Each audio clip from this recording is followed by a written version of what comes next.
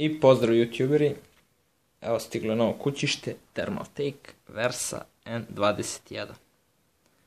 Sada ćemo odraditi unboxing i vidjet ćete sve.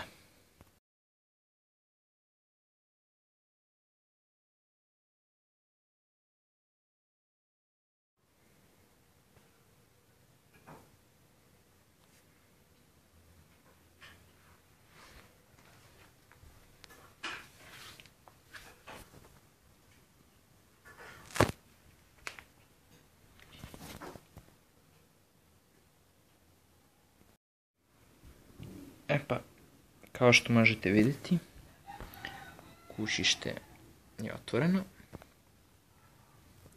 Dole imate mjesto za hard diskove. Ovdje ima ovaj unutrašnji slot za ove manje 2,5 inča.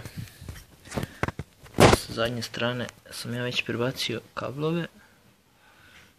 Tu su kablovi, znači ima dosta prostora za cable management koji se može raditi izvrsno. Gore imate 3,